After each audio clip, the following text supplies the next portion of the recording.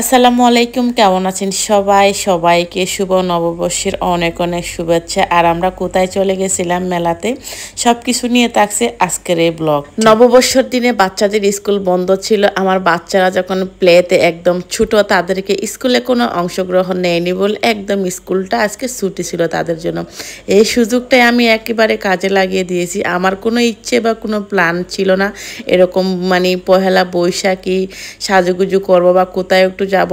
যখন শুনছি বাচ্চাদের স্কুল বন্ধ, তাও আর কি করার আছে, বিকালবেলা গিয়ে মার্কেটে গেলাম। মার্কেটে গিয়ে মা মেয়ে ম্যাচিং করে শাড়ি নিয়ে আসলাম। আসলে হুটহাট করে সব কিছু থেকে সিদ্ধান্ত নিয়ে একটু কষ্ট হয়ে যায়। তারপর যা পেয়েছি তা নিয়ে শুক্রিয়া।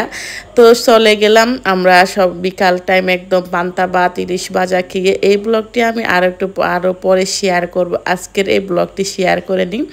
তো বিকাল টাইমে একদম খাওয়া দাওয়া করে চলে গেছিলাম সিলেট মেলাতে। এই মেলাটা সিলেটের শাহী ঈদগাতে।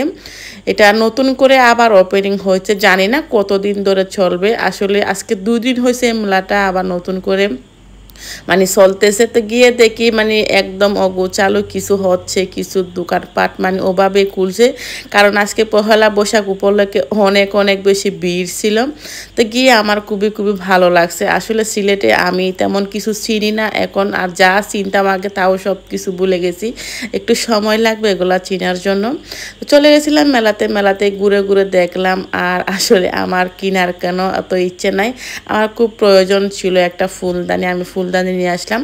আর খুব সুন্দর সুন্দর কিন্তু কুটির শিল্প, এটা বৈশাখী মেলা না, এটা কুটির শিল্প মেলা হয় সিলেটে প্রতি বছরে, কিন্তু এটা এখানে আয়োজিত হয়। এটা রোজার আগেও কিন্তু ওপেনিং ছিল, রোজার জন্য এটা আবার বন্ধ করছে, এখন আবার নতুন করে চালু হচ্ছে। তো যারা যারা যাইতে চান অবশ্যই গিয়ে দেখবেন, খুব সুন্দর সুন্দর কিন্তু জিনিসগুলা ওঠে। তো আমরা আজকে চলে গেছিলাম, ওখানে যাওয়ার পরে পুরা মেলা ঘুরে ঘুরে দেখছিলাম, খুবই ভালো লাগছিল।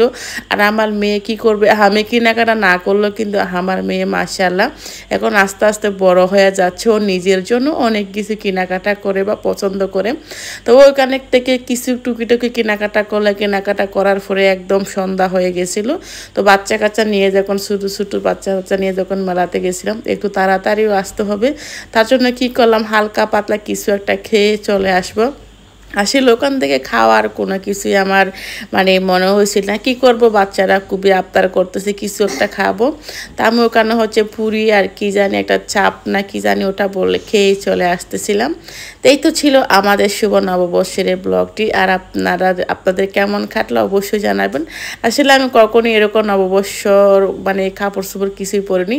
আর মেয়ে যখন আস্তে আস্তে বড় হচ্ছে, মেয়ের আবদারগুলো রাখার জন্য এগুলা করা।